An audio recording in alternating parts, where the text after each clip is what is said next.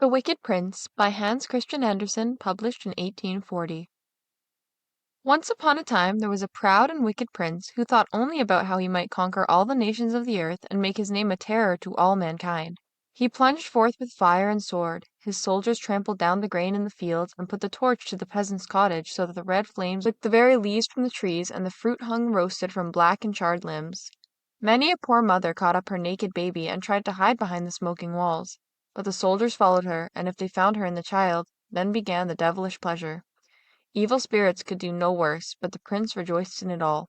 Day by day his powers increased. His name was feared by all, and fortune followed him in all his deeds. From the conquered cities he carried away gold and precious treasures until he had amassed in his capital riches such as were unequal in any other place. Then he built superb palaces and temples and arches, and whoever saw his magnificence said, "What a great prince!" Never did they think about the misery he had brought upon other lands. Never did they listen to the groans and lamentations from cities laid waste by fire.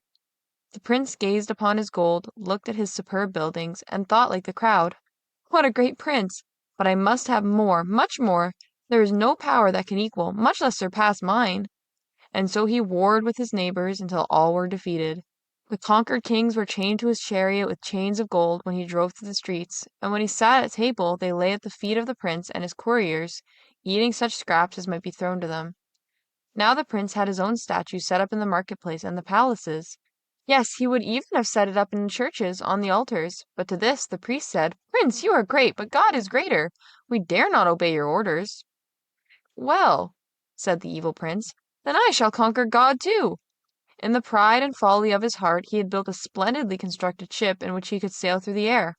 It was as colorful as a peacock's tail, and seemed decorated with 1,000 eyes, but each eye was a barrel of a cannon. The prince could sit in the center of the ship, and upon his touching a certain button 1,000 bullets would stream forth, and the gun would at once be reloaded. Hundreds of strong eagles were harnessed to the ship, and so it flew away, up and up toward the sun. Far beneath lay earth. At first its mountains and forests appeared like plowed field, with a tuft of green peeping out here and there from the sod. Then it seemed like an unrolled map, and finally it was wholly hidden in mist and cloud as the eagles flew higher and higher. Then God sent forth a single one of his countless angels, and immediately the prince let fly 1,000 bullets on him, but they fell back like hail from the angels' shining wings. Then one drop of blood, just one, fell from one of the angels' white wing feathers onto the ship of the prince. There it burned itself into, and its weight of 1,000 hundredweights of lead hurled the ship back down with a terrible speed to earth.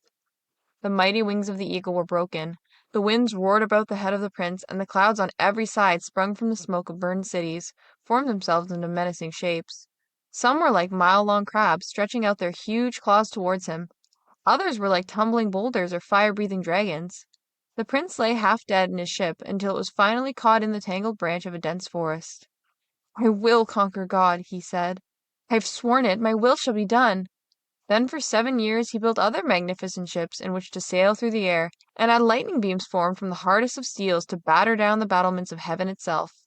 From all the conquered countries he assembled vast armies that, when formed in battle array, covered mile after mile of ground. They embarked in the magnificent ships, but as the prince approached his own, God sent forth a swarm of gnats, just one little swarm, that buzzed about the prince and stung his face and hands. In rage he drew his sword, but he could cut only the empty air, he could not strike the gnats. Then he ordered that he be brought costly cloths, which were to be wrapped around him so that no gnat could reach him with its sting. His orders were carried out, but one little gnat had concealed itself in the innermost covering, and now it crept into the prince's ear and stung him. It smarted like fire, and the poison rushed into his brain. He tore the cloths loose and flung them far away from him, rent his garment into rags, and danced naked before the rugged and savage soldiers. Now they could only mock at the mad prince, who had started out to conquer God and had been himself conquered by a single little gnat.